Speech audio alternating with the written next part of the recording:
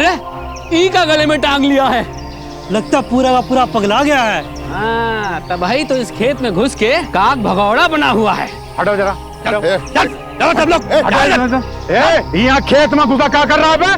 निकल यहाँ से। ये हमारी जमीन है, जिंदा है हम, अभी कहीं नहीं जाएंगे, कहीं नहीं जाएंगे। ये ऐसा नहीं मानेगा, ये मार निकाल इसको यहाँ से। ये तेरे बाप की जमीन है। नहीं आखिरी बार पूछ रहे हैं खेत से जाता कि नहीं? चल इस साले को निकाल। चल साले दोबारा इतना आना तो पैर तोड़ेंगे साले। बोल रहा हम जिंदा है, जिंदा नहीं है तू।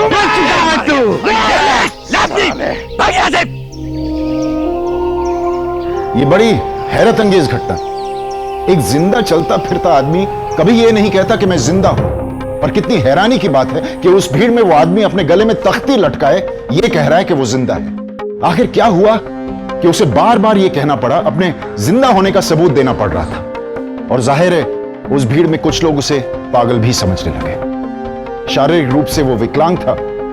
जैसे ही उस आदमी ने उस खेत पर अपना हक जताया, उसे बुरी तरह से पीटा गया। आखिर कौन था ये आदमी, और ये लोग उसे इतनी बुरी तरह से क्यों पीट रहे थे? ये मामला बड़ा ही पेचीदा हो रहा था। उत्तर प्रदेश गोंडा जिला के एक छोटे से गांव केशवपुर के श्याम विलास यादव की कहानी। बात नवंबर 1996 की है। श्याम इसी गांव से रोजी रोटी की तलाश में मुंबई चला गया था। कई सालों से वो वहीं पर मुंबई में था, और फिर एक दिन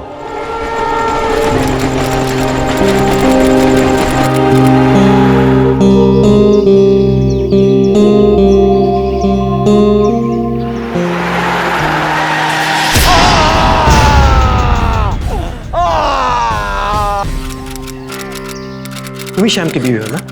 नेहा। बहुत बुरी तरह से एक्सीडेंट हुआ था। ये है उसकी एक्सरे रिपोर्ट, और रिपोर्ट के मुताबिक अब पूरी जिंदगी वो लग रहा था वह चलेगा। और एक खास बात कि अब से उन्हें ऐसा कोई भी काम नहीं करना है कि जिसकी वजह से उनके पैरों पे जोर पड़े। ठीक है? पता नहीं अब कैसे चलेगा। पैर नहीं टूटा, हमारी किस्मत टूट गई। मुन्ना भी छोटा है, उसे छोड़ के तुम भी काम पे नहीं जा सकती, और हम भी बेकार बैठे अब। ऊपर से ये अस्पताल इतना महंगा कि जो कुछ पैसा बचा था सब खत्म हो गया। अब दीप दुखाने से क्या फायदा? कुछ ना कुछ कर लेंगे। क्या कर लेंगे? कुछ आता जाता भी तो नहीं, और पढ़े भी तो 6 क्लास तक। हम तो कब से कहे आपसे वापस गांव ही चलते। इतना दिन से जो पैसा कमाए गांव ही तो भेजते आए चाचा जी को जमीन खरीदने के लिए। कितना दिन हो गया गांव जाके। बाबूजी मरे तब भी गांव नहीं जा पाए,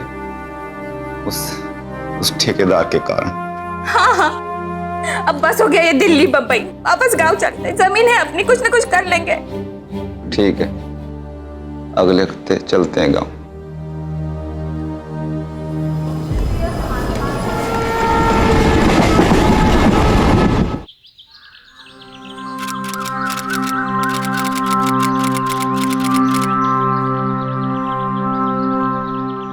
रहने लायक नहीं है घर, मरम्मत करनी पड़ेगी। वो कह रहे थे ना किशन चाचा यहीं पे रहते, उनके घर चलते हैं। मुन्ना को बहुत ही भूख लगी है। ऐसे आने से पहले उन्हें बता देना चाहिए था। अरे कौन सा हम उनके घर हमेशा के लिए रहने जा रहे हैं। बस ई का मुरम्मत साफ सफाई कर लेंगे, यहीं पे रह लेंगे। अब चलो। ठीक है, ये लो।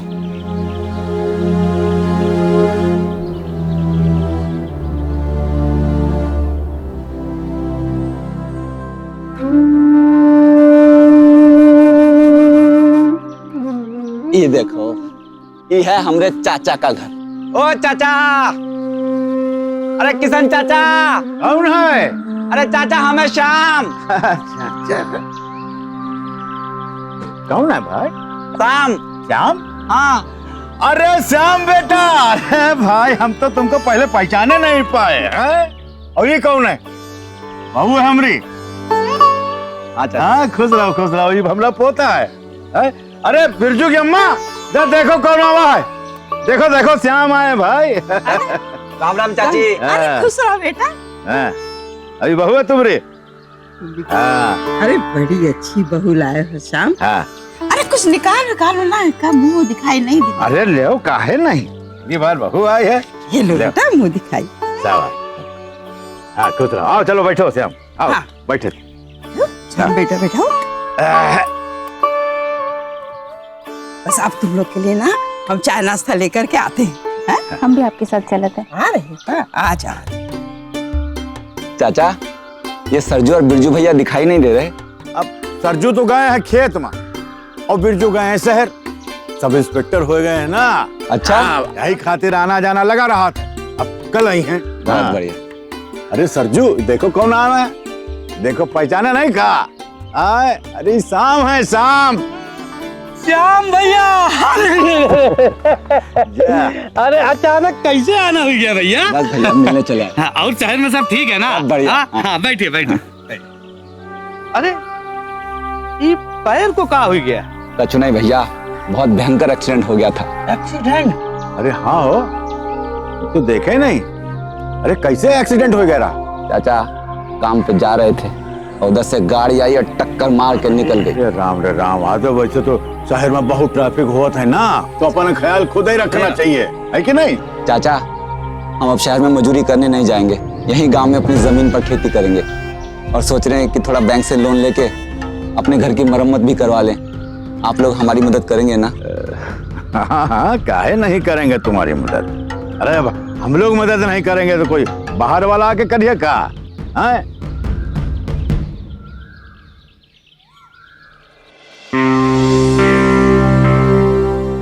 क्या नाम बताया था आपने? श्याम यादव। हाँ, आप अपने साथ कुछ परिचय पत्र वगैरह लाए हैं? साहब हमारे पास ये जन्म प्रमाण पत्र है। ठीक है, आप ये मेरे पास छोड़ दीजिए। मैं एक बार जमीन के कागजात देखकर भूमि नियोजन कार्यालय से चेक कर लेता हूँ कि आपको लोन मिल सकता है कि नहीं। वैसे कितने तक मिल सकता है? ये तो हम देखकर ही बता पाएंगे, आप कल आ जाइए। ठीक है सर। बैंक के ऑफिसर को मिलकर लोन की उम्मीद लिए शाम वापस घर लौट आया। उसे यही लग रहा था कि बैंक से कर्जा मिलकर वो अपना घर ठीक करवाकर खेती शुरू कर देगा। एक्सीडेंट की वजह से शाम की आर्थिक हालत काफी खराब हो गई थी, लेकिन कर्जा मिलने के बाद उसकी जिंदगी वापस पटरी पे आ जाएगी। पर अगले दिन लोन ऑफिसर की बात सुनकर शाम के पैरों तले जमीन खिसक गई। मैं पता कर चुका हूँ, रजिस्ट्रार कार्यालय के अनुसार श्यामविलास यादव की मौत हो चुकी है, इसलिए श्यामविलास यादव को लोन नहीं दे सकती। और हाँ, तुम जिस जमीन को अपना बता रहे थे लोन के लिए, वो तो किसी और के नाम पर है। सर आपसे कोई गलती हुई है, हम ही श्याम है, श्यामविलास यादव। हम आपके सामने हैं, हम मरे हुए कैसे हो सकते हैं? मैं इसमें आपकी कोई मदद नहीं कर सकता। मैं तो वही कह रहा हूँ जो ये रिकॉर्ड दिखा रहे हैं। साहब वो जमीन अभी किसके नाम पर है? आप भूमि सुधार विभाग चले जाइए, वहां पर आपको सभी रिकॉर्ड मिल जाएंगे। शाम अपना जन्म प्रमाण पत्र यानी बर्थ सर्टिफिकेट लेकर बैंक गया, इसी उम्मीद के साथ कि उसे लोन मिल जाएगा और इसी लोन के साथ वो अपनी जिंदगी को बेहतर बना सके। लेकिन वहां उसे अपनी ही मौत की सूचना मिली। ये कितनी हास्यास्पद और साथ में दिल दहला देने वाली बात है कि एक आदमी को सरकारी कागज से अपनी ही मौत की खबर मिलती है। शाम को भी इस बात पर यकीन नहीं हो रहा था, लेकिन सरकारी फाइलों के सच के सामने वो बेबस था। क्या चल रहा है कुछ समझ नहीं आ रहा, कुछ तो गड़बड़ है। अफसर कह रहा था कि शाम मर चुका है। अरे मरे तुम्हारे दुश्मन, ये सब बात तुम चाचा से काहे नहीं कहते हो? उन्हें फिजूल में काहे परेशान करें, कल सुबह जाके हम खुद पता कर लेंगे बात क्या है। चलो तुम सो जाओ।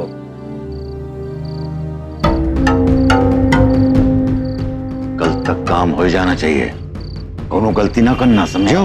हाँ, जिस कहे सुबह सुबह आ जाए। चलो अभी चलिए। श्याम शर्मा, श्याम सिंह, श्याम कुमार, श्याम व्यास यादव। ये रहा। हाँ सर। हमारे रिकॉर्ड के हिसाब से तो तुम मर चुके हो। अरे सर सब यही बोल रहे हैं, मगर हम ही श्यामविलास हैं, हम आपको मरे हुए लग रहे हैं। अरे हमारे लगने से क्या होता है? अरे जो हमारे कागजों में दर्ज होगा हम उसे ही मानेंगे ना। अरे कुछ लोगों ने तुम्हें मरा हुआ साबित किया होगा और उन्हीं लोगों ने तुम्हारी सारी जमीन जायदाद अपने नाम करा ली होगी। साहब अभी वो जमीन किसके नाम पर है? जिंदा नहीं छोड़ेंगे उसे भी। किशन कुमार यादव के नाम पर है तुम्हारी सारी जमीन। अजीब बात है ना कि आप जीवित होते हुए भी कानूनन रूप से मृत हैं। अब श्याम अपने आप को जीवित साबित कैसे कर पाएगा? उस दिन वो भूमि नियोजन कार्यालय से बड़े गुस्से में निकला और सीधे पहुंचा अपने चाचा किशन के घर उससे बात करने।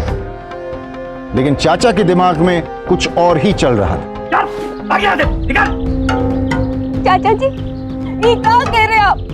कैसे हम आपके घर में रह रहे? चाची ने हमको मुंह दिखाई भी दी। अब आप ही कह रहे हैं आप हमें नहीं जानते। बेहरूपियों हो तुम लोग। कल हम थे नहीं तो तुमने सोचा कि हमारे सीधे साधे बाबूजी को ठग ले। चुपचाप निकलो यहाँ से, वरना 2 मिनट में अंदर करवा देंगे, समझो? चलो निकलो। अरे चाचा, अरे शर्म करो चाचा, झूठ बोल के हमने जमीन अपने नाम करवा ली। अरे तुम्हारी हिम्मत कैसे हुई बिना हमरे मरे हमें मारने की? अरे तू कहेगा कि तू श्याम है तो क्या हम मारे लगे बेवकूफों की तरह? क्या सबूत है तुम्हारे पास कि तुम श्याम हो? अरे हमारा भतीजा श्याम 10 साल पहले मर चुका है।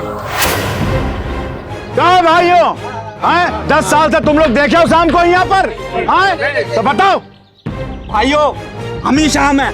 10 साल पहले मेहनत मजदूरी करने के लिए हम मुंबई चले गए थे, इसलिए इस बीच आ नहीं पाए।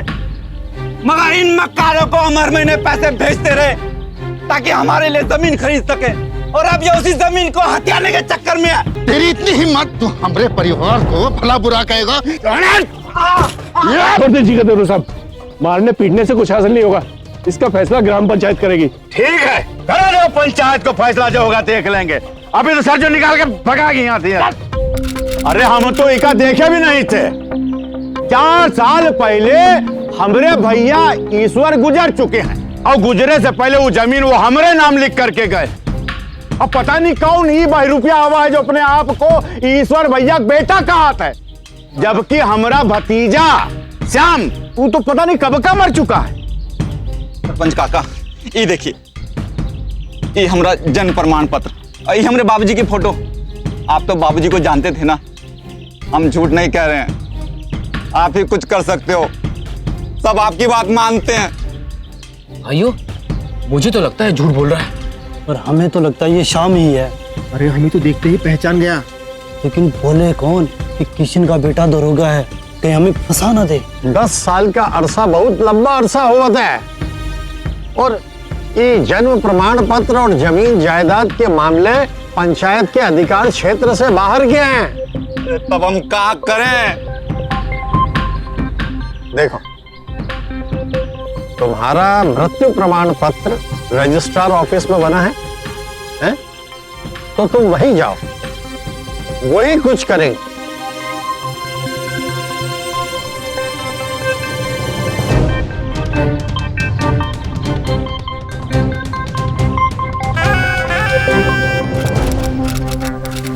साहब, ये हमारा जन्म प्रमाण पत्र है। हमारा नाम श्याम विलास यादव है। अब देखिए ना, हम जिंदा हैं और वो हमें मरा हुआ घोषित कर रहे हैं। देखो, ये अकाउंट ऑफिस, अब ऐसा कीजिए, आगे चले चलिए, ठीक है? ये भी रखिए अपने पास।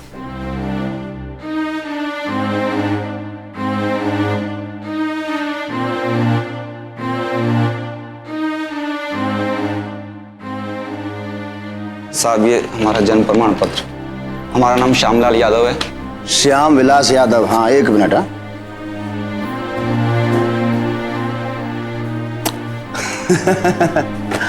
अरे भैया, इस फाइल में तुम मर चुके हो। अरे साहब, फाइल से क्या होता है? असल में तुम जिंदा है ना, आपके सामने खड़े हैं, आपसे बात कर रहे हैं, एकदम जिंदा। देखो भैया, तुम झूठ बोल सकते हो, पर ये सरकारी फाइल क्यों झूठ बोलेगी? अरे साहब, हम झूठ कहाँ बोल रहे हैं? हम ही श्यामलाल यादव हैं, और हमारे चाचा ने वो जमीन हमें मुर्दा घोषित करके अपने नाम करवा ली।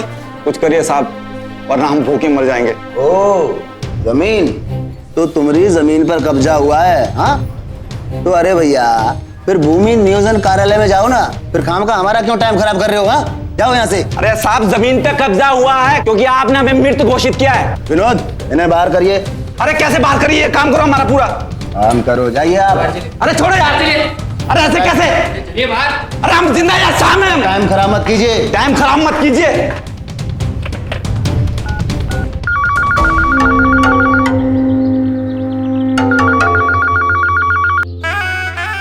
सरपंच जी। हाँ। अरे ये श्याम तो बड़ा जिद्दी आदमी था, थोड़ा खर्चा पानी बढ़ जाएगा सरपंच जी। हाँ, 1 मिनट।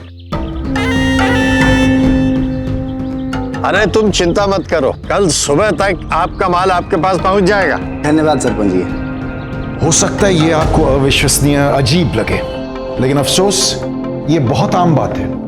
और इस दुखद और घिनौने काम के पीछे कारण क्या है? कारण बहुत साफ है, अपने रिश्तेदार या नजदीकी लोगों को मृत घोषित करके उनकी संपत्ति पर कब्जा कर लेना।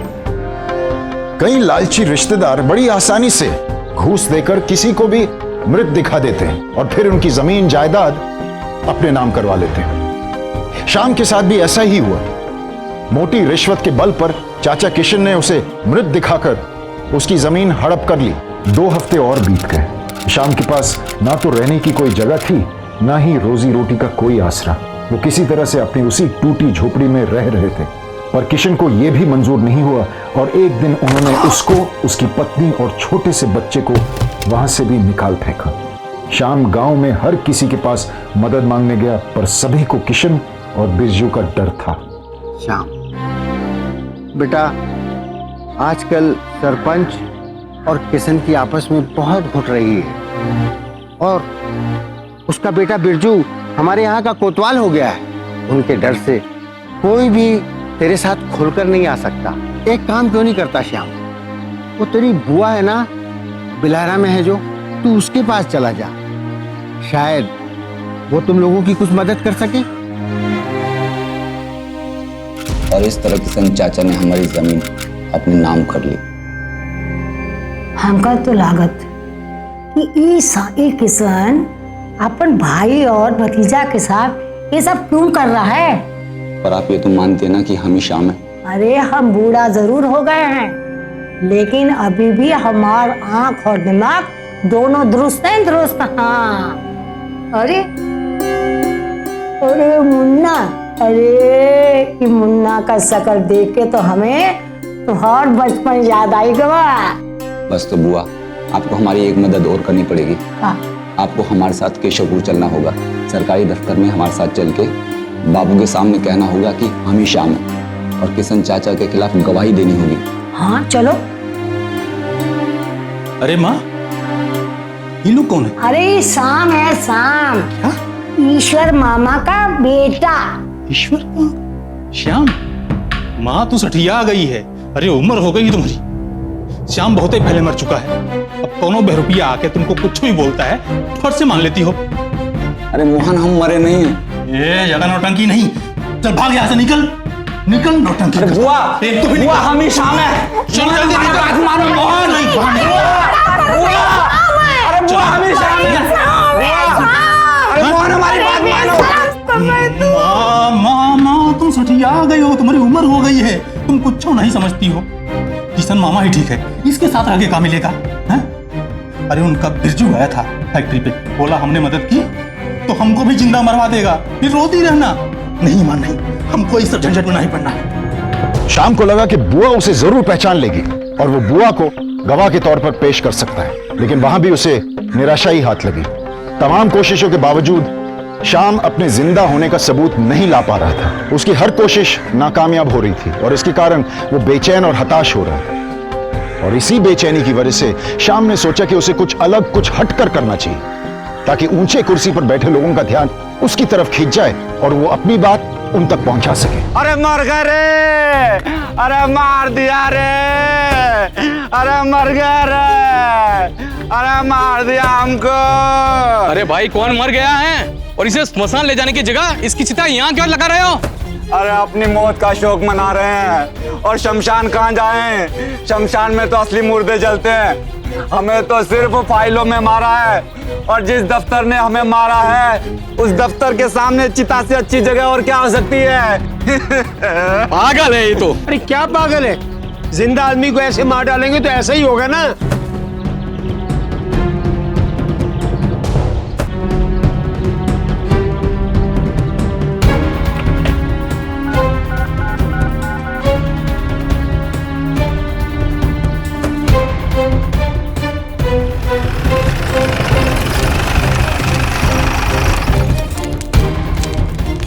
पकड़ो इसे।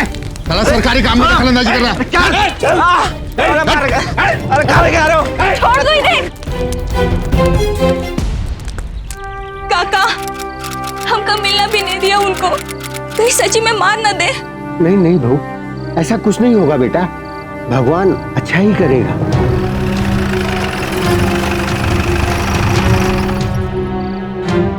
अरे ये क्या? श्याम, ये क्या हो गया? श्याम बेटा, अरे क्या हो गया? पानी लाओ, पानी लाओ। अरे ये तुम्हारा माथा। ओहो, कितनी बुरी तरीके से इन दुष्टों ने तुम्हारी ये हालत की है। ये हाँ ला, ले बेटा पानी पी। क्या हो गया आपको? कितना समझाया हमने श्याम तुमको कि उन दुष्टों से मत भिड़ो। कितना लग गया आपको? वो किशन नाम का राक्षस तुम्हें मार ही डालेगा, तुम्हारी जान ले लेगा। अब तुम ही समझाओ इसे। अरे ना, ठीक है संभल के, चिंता मत करो, संभल के। चिंता मत करो, कुछ नहीं हुआ हमको, कुछ नहीं हुआ। अच्छा ठीक है, इधर आओ हमारे साथ। आओ इधर बैठकर हम तुम्हें समझाते हैं। हाँ, बैठ जाओ, यही बैठ जाओ।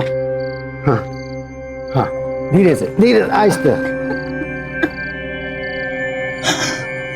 श्याम बेटा, जो आज नहीं हुआ जरूरी नहीं कि वो कल नहीं होगा। वो लोग बहुत ही शैतान लोग हैं। और फिर बेटा समझने की कोशिश करो, तुम्हारे साथ बहू है, छोटा मुन्ना है, इनकी जिम्मेदारियां हैं, और न रहने के लिए घर है और न कोई काम। मेरी बात मान बेटा, मेरी एक चाय की दुकान है, मेरी उम्र अब ज्यादा हो गई है, ज्यादा काम मुझसे होता नहीं। उस दुकान को तू संभाल ले तो मेरी दुकान भी संभल जाएगी और तू 4 पैसे भी कमा लेगा। और हाँ बेटा, दुकान के पीछे एक छोटा कमरा भी है, वहां तुम्हारे रहने की भी समस्या हल हो जाएगी। मेरी बात मान ले बेटा, ये सब छोड़ दे, इन हरकतों को हम लोग नहीं सह सकते। श्याम अपने वजूद की इस लड़ाई को बीच में छोड़ने वाला नहीं था, पर उसे अपने परिवार की भी देखभाल करनी थी। इसलिए वो लक्ष्मण की उस छोटी सी चाय की दुकान पर काम करने लगा, जो कि हाईवे से लगी हुई थी। हालांकि यहां से श्याम की ना के बराबर आमदनी हो रही थी, पर उसे और उसके परिवार को रहने भर को एक जगह मिल गई थी। बच्चे का बुखार अभी भी कम नहीं हुआ है, कम से कम इसे तो डॉक्टर के पास दिखा देते। पैसे नहीं है, एक काम करो, एक बार और हल्दी वाला दूध गर्म करके पिला दो। कल भी नहीं होता तो लक्ष्मण काका से पैसे उधार लेके डॉक्टर के पास चलेंगे। लाओ हम दो। श्याम के जीवन में काफी दिक्कतें आ रही थी, पर उन सब के बावजूद उसने हार नहीं मानी।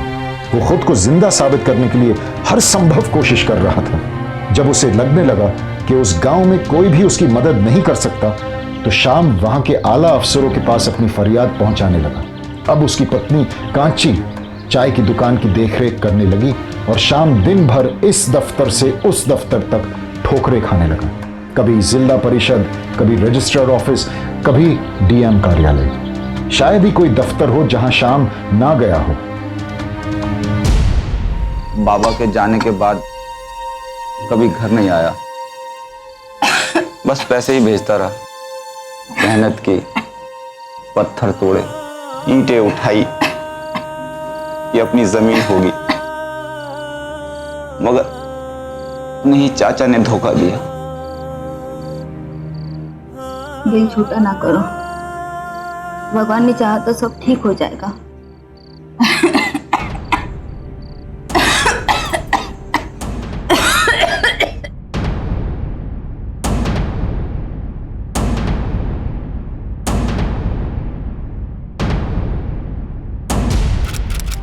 डॉक्टर साहब क्या हुआ? इन्हें टीबी हो गया है, शहर जाओ, वहाँ बड़े अस्पताल में इलाज होगा, तभी कुछ हो सकता है, और अगर देर हुई तो बचना मुश्किल है। डॉक्टर साहब, इलाज में कितना खर्चा आएगा? ज्यादा नहीं, लेकिन 1000-2000 तो लग ही जाएंगे।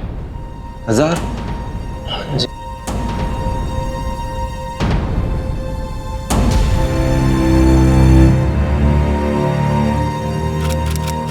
कुछ खा लो भाई, पूरी रात से कुछ खाए नहीं।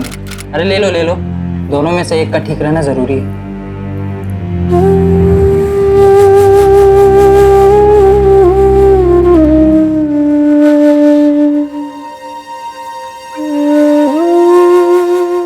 कैसे बचाऊं तेरी माँ को? जमीन होती तो उसे बेच के, और वो भी तो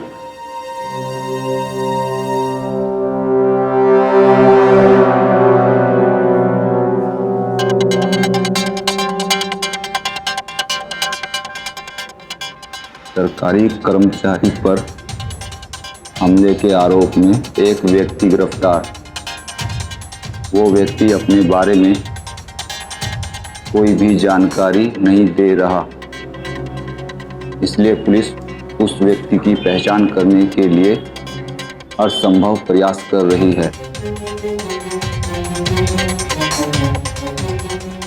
टीबी की वजह से कांची की तबीयत दिन ब दिन खराब होती जा रही थी। शाम से अपनी पत्नी की ये हालत देखी नहीं जा रही थी। उसे मौत से बचाने के लिए उसे पैसों की सख्त जरूरत थी, और ये पैसे उसे जल्द से जल्द अपनी जमीन बेचकर मिल सकते थे। लेकिन ये करने के लिए उसे साबित करना होगा कि वो जिंदा है और ये जमीन अब भी उसी की है। शाम की हालत करो या मरो जैसे हो गई थी। उसने सोचा कि अगर पुलिस उसे किसी बड़े जुर्म में गिरफ्तार कर ले तब वो जिंदा करार दिया जाएगा, और ऐसे हालात में उसने एक सनसनीखेज जुर्म की तरफ कदम उठाया। आप एक काम कीजिए, कृषि मेले की जानकारी सब ब्लॉक में दे दीजिए।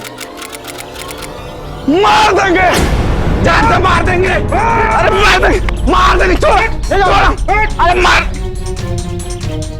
कुछ भी करके उसको निकाल वहां से, वरना हम सब तो गए। अरे डीएम साहब कल खुद आने वाले हैं मामले को देखने के लिए, और अगर उन्हें सच का पता चल गया तो तेरी नौकरी तो जाएगी, जेल भी हो सकती है। और सुन, राधे लाल जी का फोन आया था, कह रहे थे कि डीएम साहब दिल्ली जाने वाले हैं परसों कुछ दिनों के लिए। जब तक लौटेंगे सारा मामला ठंडा पड़ जाएगा। अभी के लिए तू देख ले बस। ठीक है। भरत सिंह, इसको इतना मारो कि कुछ बोलने के लायक ना रहे, ना ही इसकी शक्ल पहचानने के लायक रहे। बस इतना ध्यान रखना कि ये मरे नहीं।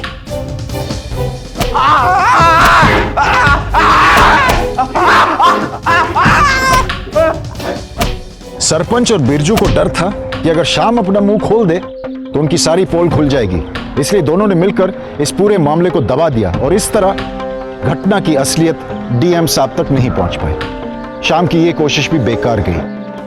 अब शाम को ऐसे लगने लगा कि अपने आप को जिंदा साबित करने का उसका हर सबूत दुनिया नजरअंदाज कर रही है। अपनी ही फर्जी मौत से जीतना उसके लिए नामुमकिन सा लग रहा था, और ये सब में एक और जिंदगी भी चली गई। ये क्या हालत कर दी है उन लोगों ने तेरी श्याम। हे भगवान, ऐसा दुख कभी और किसी को मत देना प्रभु। खेत के साथ साथ किशन और उसके बेटों ने इसकी बीवी को भी इससे छीन लिया। क्या गलती की हमने,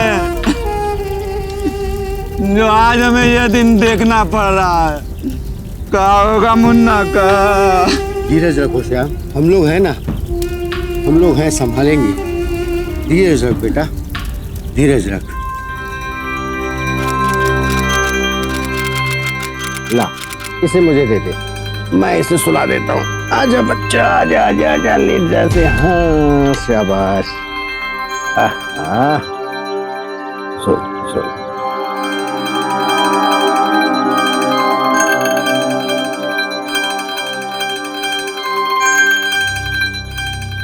कुछ खा ले किशन, कितने दिनों से तुमने कुछ खाया नहीं है। अरे इस तरह भूखे रहोगे तो तुम्हारी तबीयत ज्यादा बिगड़ जाएगी। मन नहीं कर रहा काका, अब तो बस एक ही काम है, किसी तरह सच साबित करना है हमें। इतनी जिद मत करो श्याम। अरे वो लोग ताकतवर हैं, पैसे वाले हैं, पैसे और ताकत की दम पर वो तुम्हारा बहुत कुछ बिगाड़ सकते हैं, लेकिन तुम उनका कुछ नहीं कर सकते। तुम उनसे नहीं जीत सकते, मेरी बात को समझो श्याम। चाहे जो करना पड़े काका, हम करेंगे, हार नहीं मानेंगे। रोज दफ्तर जाएंगे, डीएम से मिलेंगे, एमएलए से मिलेंगे, कोई तो हमारी मदद करेगा। अरे तू पागल तो नहीं हो गया श्याम? अरे ऐसे में तो सालों गुजर जाएंगे, सालों, और तुझे कुछ हासिल नहीं होगा।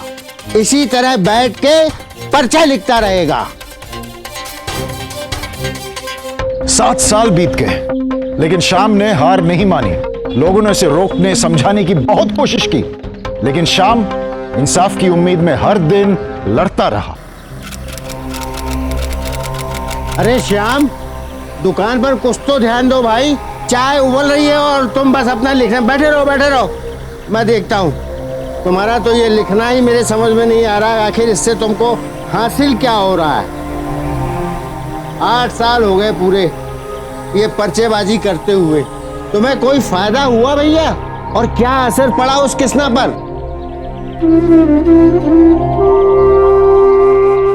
देखो श्याम, अपने बच्चे को देखो, उसे प्यार चाहिए श्याम, उसे अपना बाप चाहिए। वो बाप जो कि जिंदा हो, और जब तक वे हमें जिंदा नहीं मानते हम कोशिश करते रहेंगे।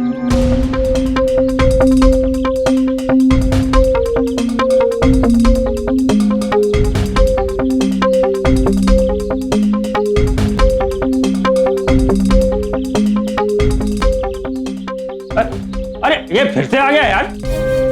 चलो जाओ यहां से, चलो चलो। सब कौन था वो? साहब वही पागल आदमी फिर से पर्ची डाल गया। पर्ची? कौन सी पर्ची? सॉरी सब।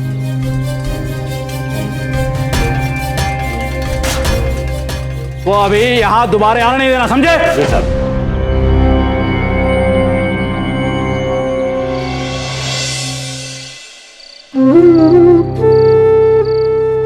बाबा खाना खा लो, खाना रखा है। काश तेरी माँ होती तो मुझ जैसे बेकार बाप के लिए तुझे ये सब झंझट अकेले ना झेलने पड़ते।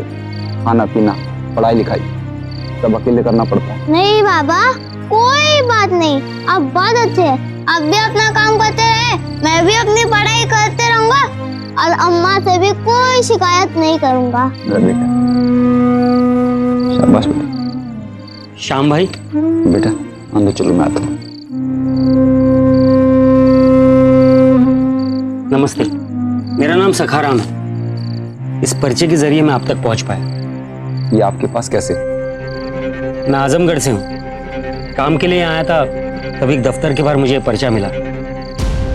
मेरे साथ भी ऐसा ही हुआ है। मेरे चचेरे भाई ने पारिवारिक संपत्ति हथियाने के लिए मुझे मृत घोषित कर दिया और सब कुछ अपने नाम पर कर लिया।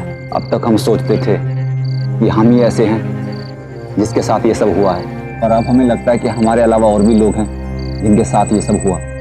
बिल्कुल हुआ है। आज तक हम उन लोगों को ढूंढते रहे जो हमारी मदद करते थे, पर अब हमें उन लोगों को ढूंढना है जो हमारे जैसे हैं, ताकि हम मिलकर आवाज उठा सके। जोरदार आवाज, तब शायद सरकार तक हमारी बात पहुंचे, तब कोई सुनवाई होगी। सही कह रहे हो भाई, पर क्या सरकार हमारी बात को सुनेगी? सखाराम, क्या तुम इस लड़ाई में मेरे साथ हो?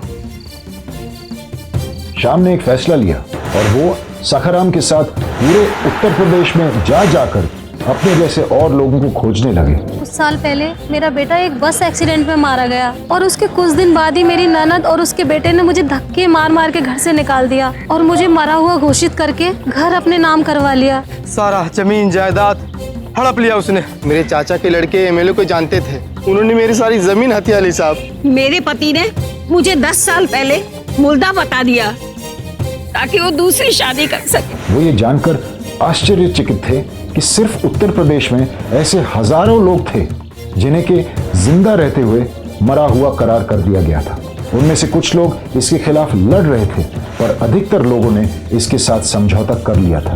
पर श्याम उन सभी लोगों से मिलकर उन्हें संगठित कर इसके खिलाफ आवाज उठाने के लिए निकल पड़ा था। धीरे धीरे काफी लोग इस लड़ाई में श्याम के साथ आ चुके। सबने मिलकर एक संगठन बनाया, जीवित मृतिक संघ। और जिन लोगों के लिए संभव होता वो महीने में 2 बार केशवपुर के इस चाय की दुकान पर मिलते और अपनी समस्याओं के बारे में बात करते और उनका हल ढूंढते। ज्यादातर लोगों की कहानियां एक समान थी, या तो परिवार वालों ने पैसों की लालच में आकर, संपत्ति की लालच में, या फिर पतियों ने नई शादी की चक्कर में उन लोगों को मृत घोषित कर दिया था। लेकिन इतनी कोशिशों के बावजूद इन लोगों की बातें सरकार की ऊपरी अफसर्स तक पहुंच नहीं पा रही थी। श्याम भाई, कुछ करना होगा ताकि हमारी बात सुनी जा सके, सरकारी लोग हमारी बात पर ध्यान दें। पर करें तो करें क्या, कुछ सूझ ही नहीं रहा। नमस्कार। आप सभी गांव वालों को हमारी पार्टी की तरफ से एक नम्र निवेदन है कि इस चुनाव में बलेश सिंह जी को अपने भारी से भारी वोट देकर विजयी बनाएं। धन्यवाद। हम भी इलेक्शन में खड़े होंगे।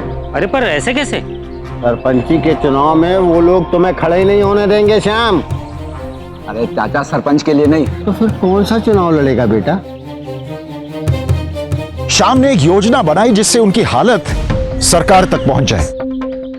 उसने चुनाव लड़ने का फैसला कर लिया, क्योंकि अगर वो अपने नाम से नामांकन पर्चा भरे, उसका नाम उम्मीदवारों की लिस्ट में आ जाए और वो चुनाव लड़ ले, तो श्याम वो लिस्ट सरकार को अपने जिंदा होने के सबूत के तौर पर पेश कर सकता था। और बाकी जो दूसरे लोग हैं सर, एक निर्दलीय उम्मीदवार है जिसकी अपनी पार्टी है, वो इसी साल इलेक्शन में खड़ा होना चाह रहा है। कह रहा था कि उसकी पार्टी का लीडर एमएलए की पोस्ट के लिए फाइट करेगा। आप 5 मिनट के लिए उनको अपॉइंटमेंट दे सकते हो। ओके ठीक है। अच्छा, जो मैंने आपको बोला था वो आप कर दीजिए।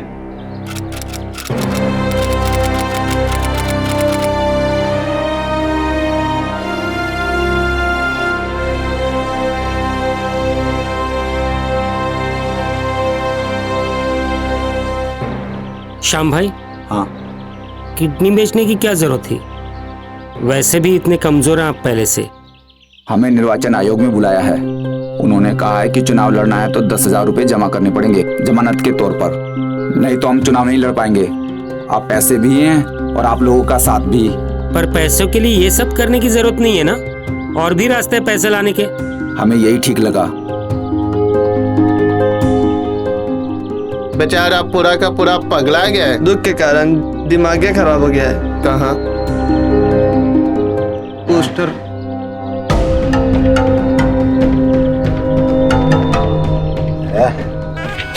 क्या कर रही है? अरे क्या कर रहे हो? ये देखा, हमारे प्रधानमंत्री इनका फोटो।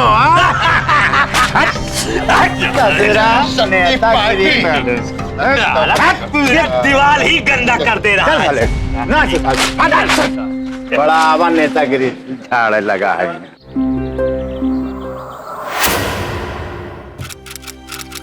क्या यही वो आदमी? यस, देखने से तो बिलो पॉवर्टी लाइन किसान लगता है। Yes sir. खुद को साहब क्या समझते हैं आप, जो विधानसभा चुनाव लड़ने की बातें कर रहे हैं? आप हैं कौन? साहब, हम भारत के नागरिक हैं और जीवित हैं। हमारी उम्र 18 साल से अधिक है और हम जमानत के 10,000 रुपए लेके आए हैं, और हमारे नामांकन पत्र का समर्थन करने वाले 10 लोग भी हैं। ये देखिए, हमारे नामांकन पत्र का समर्थन करने वाले 10 लोगों के अंगूठे के निशान इस अर्जी पर है। देखिए, वो सब ठीक है, लेकिन आप ऐसा क्यों कर रहे हैं? हम सब यही चाहते हैं कि साबित कर सकें कि हम जिंदा हैं। सर, इस कागज के हिसाब से हम मरे हुए हैं, लेकिन एक मरा हुआ इंसान तो इलेक्शन नहीं लड़ सकता ना सर। तो हम ये चुनाव लड़कर ये सबूत देना चाहते हैं कि हम और हमारी पार्टी के सारे लोग, जिन्हें की फाइलों में और कागजों में मार दिया गया है, जिंदा हैं। देखिए, मुझे लगता है आपकी दिमागी हालत इस समय ठीक नहीं है, क्योंकि इलेक्शन लड़ने के लिए कम से कम मतदाता पहचान कार्ड की आवश्यकता होती है। वोटर्स आईडी कार्ड है तुम्हारे पास? नहीं। अगर तुम्हारे पास वो नहीं है तो तुम ये चुनाव नहीं लड़ सकते हो। तुम्हारी उम्मीदवारी इसी बिना पर डिसमिस की जाती है, क्योंकि कोई भी मृत व्यक्ति, भले ही वो कागज पर मरा हो, चुनाव नहीं लड़ सकता है। अब आप जा सकते हैं। श्याम को भले ही वो चुनाव लड़ने की अनुमति नहीं मिली हो, पर उसके इस प्रयास के कारण उसके बारे में दूर दूर तक चर्चा होने लगी। मैंने आपके बारे में इंटरनेट में पढ़ा है। हम लोग आपकी कहानी लोगों तक पहुंचाना चाहते हैं। जी, बहुत बहुत धन्यवाद जो आप हमारी बात लोगों तक पहुंचा रहे हैं। श्याम भैया के कारण ही तो हम सब यहाँ तक पहुँच पाए। श्याम भैया के कारण ही तो ये बात लोगों तक पहुँच रही है। तो क्या आप अब संगठन की तरह है? जी हाँ, 8 साल से ये हमारे लिए और हम सबके लिए एक संगठन ही है, जीवित मृतक संघ। जीवित मृतक संघ जिंदाबाद! जीवित मृतक संघ जिंदाबाद! श्याम की पूरी कहानी एक अंतर्राष्ट्रीय पत्रिका में छपी और हर तरफ इस खबर की बातें होने लगी। क्या पांडे, तुम भी नहीं जानते? नहीं सर। मतलब कि यहाँ से हजारों मील दूर अमेरिका में बैठे लोगों को इनकी पूरी कहानी पता है, हर मैगजीन पे छपी हुई है, और आप लोगों को इसी जिला में रहते हुए, यहीं काम करते हुए कुछ भी नहीं पता है? सर, दरअसल बात ये। सफाई नहीं चाहिए मुझे। मुझे फौरन कार्रवाई चाहिए। अब मैं खुद इस केस को देखूंगा। 7 साल पहले उसने अर्जी भरी थी जिस पे आप लोगों ने कोई कार्रवाई नहीं की। वो अर्जी भी मुझे चाहिए। और हाँ, उन अफसरों के नाम भी मुझे चाहिए जो इस केस से जुड़े हुए थे। कल सुबह 10 बजे ये सब मेरे टेबल पे होने चाहिए। Yes sir. मैं उस शामविलास यादव से मिलना चाहता हूँ। कहाँ मिलेगा वो? मुझे शुरुआत से सब कुछ सच सच बताओ, क्या हुआ था? हाँ सर।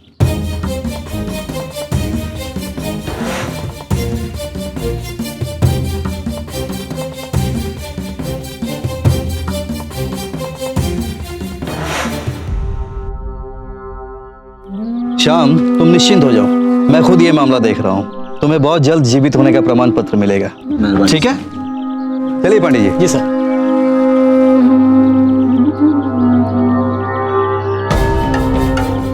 पिछले 8 साल से जिस मुद्दे को लेकर श्याम लड़ रहा था और बार बार नाकाम हो रहा था, आखिरकार इस पर कार्रवाई शुरू हुई।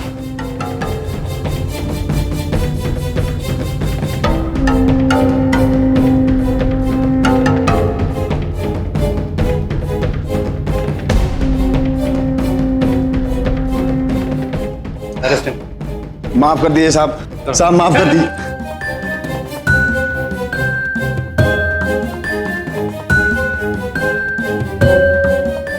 पांडे। Yes sir. इस पर पूरी जांच बैठाओ। Yes sir. ये रहे तुम्हारे जमीन के कागज और तुम्हारा मृत्यु प्रमाण पत्र आज से रद्द किया जाता है। बहुत मेहरबानी साहब। कोई बात साहब, ये बाकी के लोगों के मामले। हाँ, मैं देखूंगा। श्यामविलास जिंदाबाद! श्यामविलास जिंदाबाद! 9 साल की जद्दोजहद के बाद आखिरकार श्याम के साथ इंसाफ हुआ। दोस्तों, उत्तर भारत में कई जगहों में ये बड़ी आम सी बात है जहां लोग बड़ी आसानी से किसी भी दफ्तर में रिश्वत देकर किसी को भी मृत प्रमाणित करवा देते हैं और उसके बाद शुरू होती है उस इंसान के लिए अपने आप को जिंदा साबित करने की लड़ाई, जो काफी हताश कर देने वाली और मुश्किलों से भरी होती है। दुखद सच यह है कि कई बार यह लड़ाई भ्रष्टाचार के कारण बेअसर साबित होती है। लोग हार जाते हैं और जिंदा होते हुए भी मुर्दा बनकर जीना पड़ता है। दोस्तों, आपको सुनकर आश्चर्य होगा कि सिर्फ उत्तर प्रदेश में अपने आप को जिंदा साबित करने की लड़ाई 50,000 से भी अधिक लोग लड़ रहे हैं। हो सकता है कि दूसरे राज्यों में भी ऐसी घटनाएं दर्ज हों।